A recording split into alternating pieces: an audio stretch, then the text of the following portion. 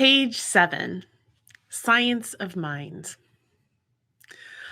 Let us approach the science of mind and spiritual psychology with its vast possibilities without fear, in true humility, happily, willing to accept, eager to experiment. There is nothing supernatural in metaphysical laws. That which today appears supernatural, after it has become thoroughly understood, will be found to be spontaneously natural. We know that faith has worked miracles in the lives of people in all ages, and to those who follow different religious convictions, its wonder-working power has produced amazing results. We know that the prayer of faith has healed the sick. Naturally, we ask ourselves how such results are brought about. If we were to ask the average person who teaches the principles of spiritual mind power, no doubt we should receive an answer similar to the following.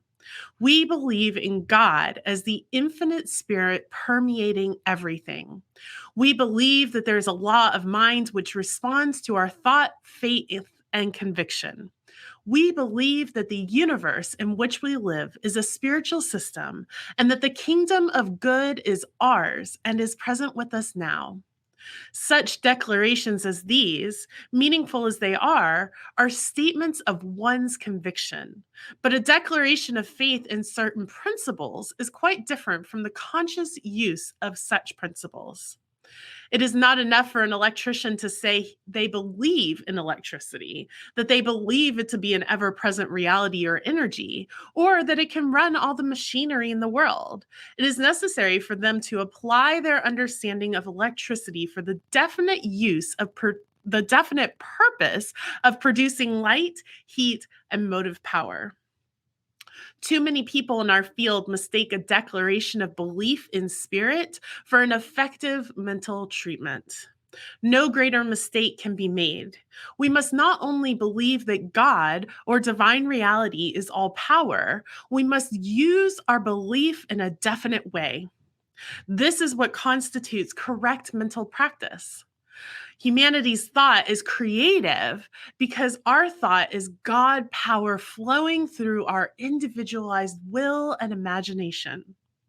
A spiritual treatment, to be effective, must be spoken from a consciousness which knows itself to be the presence, the power, and the activity of God.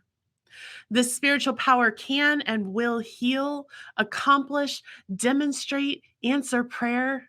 It not only will, but it must, for this is its nature. Spiritual power is of no particular value to us until we use it. We must not only be conscious of this power, we must be actively conscious of it. This is one of the first lessons we learn in spiritual science. It is written that Jesus, standing before the tomb of Lazarus, said, "Father, I thank thee that thou hast heard me, and I knew that thou hearest me always." Afterwards, he gave the command, "Lazarus, come forth." Jesus first recognized the power. "Father, I thank thee that thou hast heard me." Next, he consciously unified himself with it. "And I knew that thou hearest me always." Following this, he made a declaration, an affirmation, a command. He told Lazarus to come forth. This was conscious acceptance. We could not find a better method for our own mental use of spiritual thought power. Since the whole process of a spiritual treatment is an activity of thought, it follows that the one thinking must consciously be aware that their treatment will be effective. Although we are surrounded by divine intelligence, love, and wisdom, we may lack an actual higher guidance because we lack the higher acceptance of such guidance. Daily, we should state that we are guided and directed into right action. We should know that there is an intelligence which goes before us and makes perfect, plain, and immediate our way. Divine guidance is as definite a principle in the universe as is the law of attraction and repulsion. But the use of divine guidance is what we make it. Its use is through the activity of right ideas. Our acknowledgement of good becomes the good which we acknowledge. Its word runneth very swiftly. The greater the conviction, the more power our word will have. We should act as though we already have dominion over evil. We should declare the truth by stating that there is nothing to be afraid of. Good is omnipotent. Good instantly, effectively, and permanently destroys both fear and the effect of fear. The freedom of God is our freedom. The power of God is our power. The presence of God is in us now. The mind of God is our mind, and the joy of God is our joy. Spiritual mind treating is not daydreaming, and it is more than meditation. Meditation is for the purpose of inbreathing with the essence of reality. Treatment is for the purpose of using this essence in definite constructive ways. Because the Spirit is personal to each, then each individualizes God, and no two persons are alike. Thus, God as infinite person is not only real to each one of us, but real in a unique sense. Treatment should be filled with an atmosphere of this reality. We should make statements similar to this. Because God is infinite in its capacity to know, there is a mind within me that knows exactly what I should do today. Realizing that the spirit within me is God, being conscious of the divine presence as the sustaining principle of my life, I let that mind be in me, which was also in Christ Jesus. This mind guides me today in my every decision. I declare the same guidance for all people. Our true inheritance is self-sufficiency, perfection, peace, and wholeness. This certainly includes abundance, self-expression, and happiness. The will of God and the nature of God are identical, since God could have no will opposed to its nature. Hence, if God is wholeness, peace, and joy, then the divine will for all is wholeness, peace, and joy. The will of God is always moving toward the more abundant life. We have misdirected the energy which is already for us. Hence, the importance of re-educating the mind to a more direct perception of its relationship to God. The science of mind deals with a principle in nature which acts like other principles. If we wish to use this principle as a science rather than to use it merely in a hit and miss method, we must make a scientific approach to and a conscious use of spiritual power. We need not go outside ourselves to do this. The principle of truth, of mind and spirit, or whatever term one wishes to designate it by, is the actor, the doer. Be still and know that I am God. The creative principle acts upon thoughts. We should call upon this inner intelligence in belief and in confidence, knowing that it will respond to us. God as spirit is the divine presence, while the principle of this science is the law of cause and effects. The divine knower operates through mechanical law. This law is mind in action. When you give a treatment, you should feel that all the power there is in the universe is flowing into your word. Believe that truth swings instantly into manifestation through your conviction, for this is the power of your treatment. Be simple and direct. This has nothing to do with willpower, mental concentration, or suggestion. There is that within each one of us which is conscious of its unity with good, with all the power there is. Upon this power, presence, and light, we must depend with complete confidence. Thus, faith passes into experience with scientific certainty. Faith is the most dynamic power known. Effective treatment must be independent of any existing circumstances, for the divine creative spirit knows no circumstances. It is the creator of them. Here is the crux of the whole matter. This is why we are told never to count our enemies, but to look unto me and be ye saved. When you say this, there is one life and this life is God, you have made an abstract statement about a universal principle. But when you add this life is my life now, you have consciously connected this principle with your own experience. In giving treatments, one should use the words and thoughts which convey the desired meaning to their own minds. Treatment should be simple, unlabored, calm, and designed only to convince the thought of the one who gives it. All treatment is self-treatment. The manifestation of the treatment is in the law of cause and effect. It is impossible to divorce a true concept of God from the most powerful mental treatment, merely because God, or the creative first cause, constitutes our entire being in reality. The act of self-knowing, which takes place in our thought, is in reality the one mind recognizing itself. The action of this mind through our thought creates our experience. Spiritual mind treatment is an active thing, but its activity is a mental and spiritual recognition, either in the form of spoken words or of a deep inner realization of the truth, applied for some particular purpose. The power that creates exists before we use it. However, it can give us only that which we mentally take. And often our unbelief becomes our acceptance, our fear a misplaced faith. We bind ourselves by the very power which could as quickly free us. We should increase our receptivity and have a greater faith if we wish to experience a larger degree of livingness. Our bowl of acceptance must be held up so that the outpouring of Spirit may be measured into our individual experience. It is self-evident that the creative spirit must express itself in the terms of the instrument through which it flows. So far as we are concerned, this instrument is faith, belief, acceptance.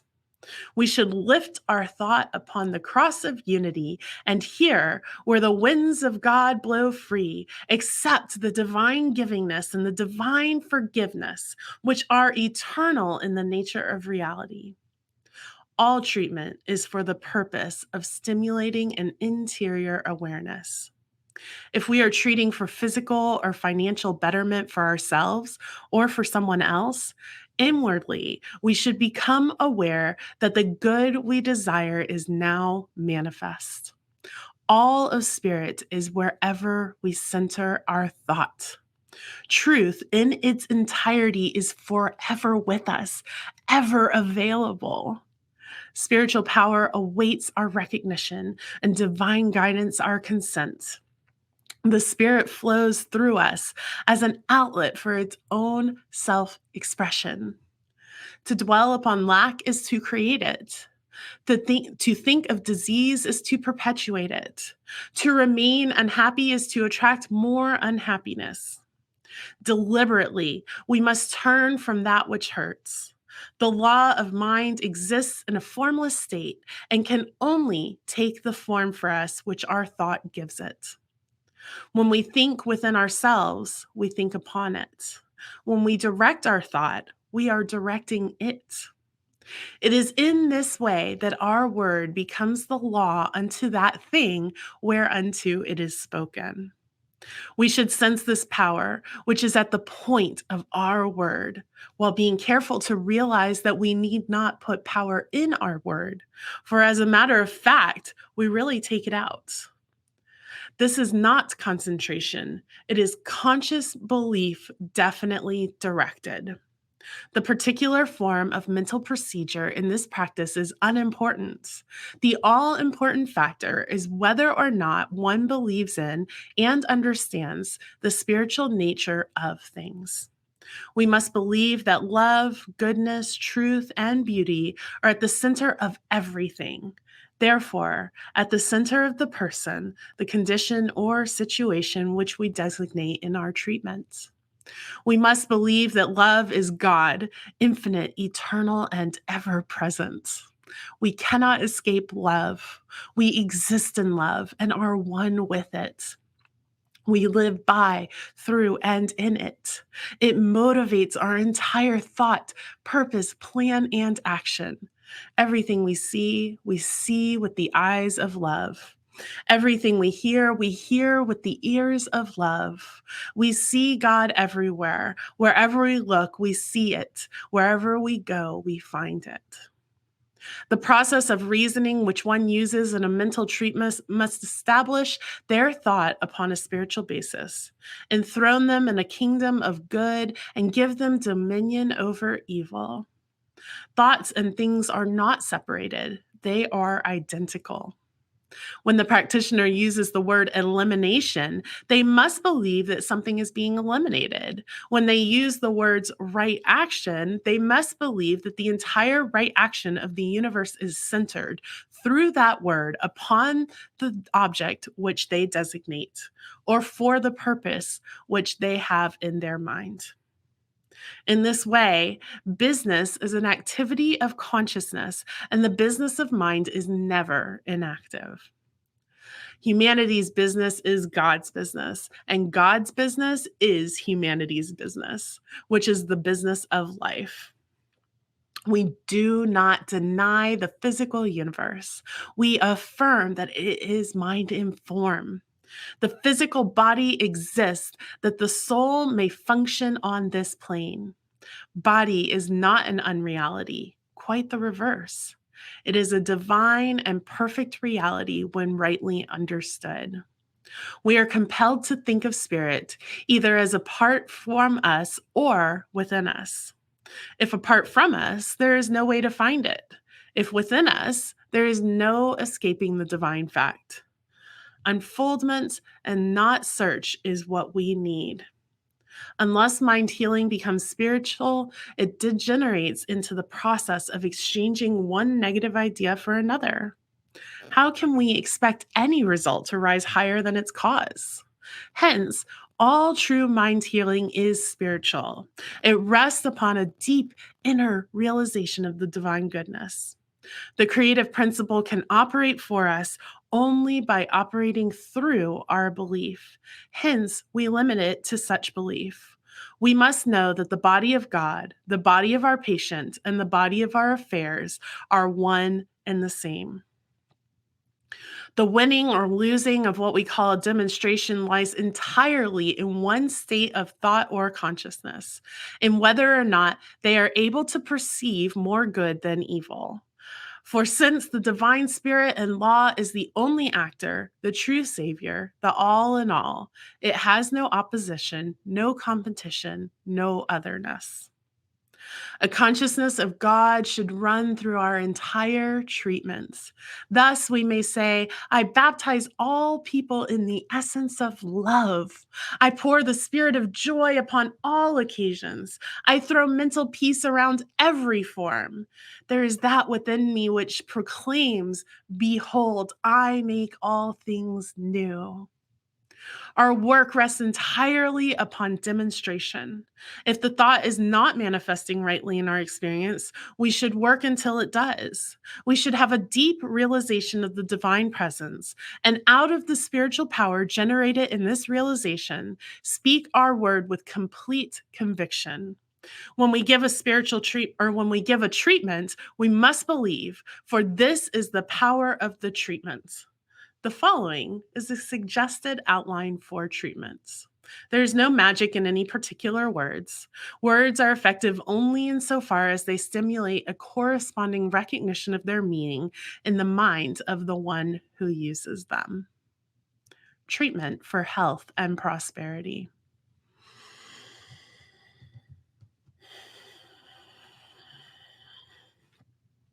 This word is the presence, power, and activity of the infinite mind in me.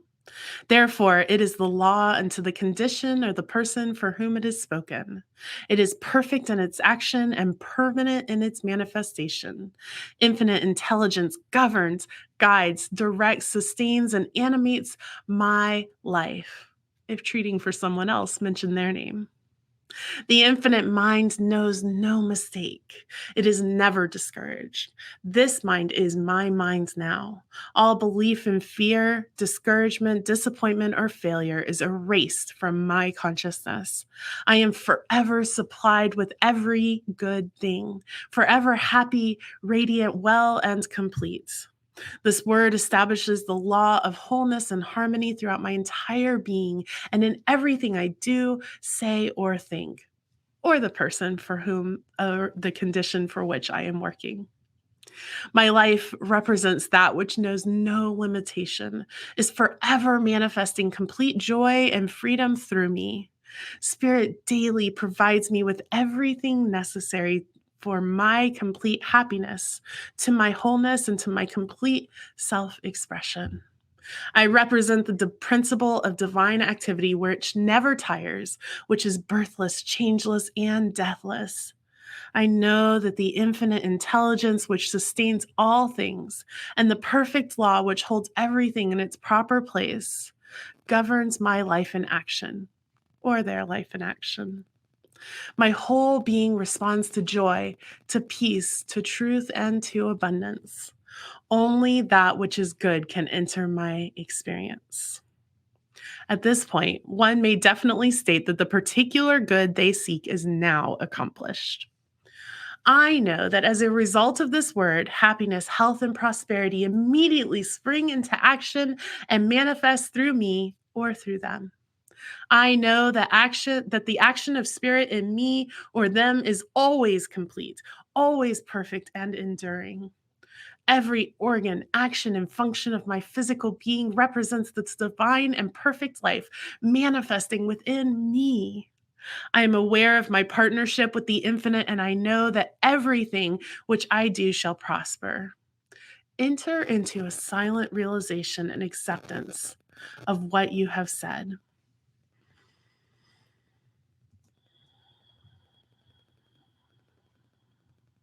It is done. I accept, I believe, I know.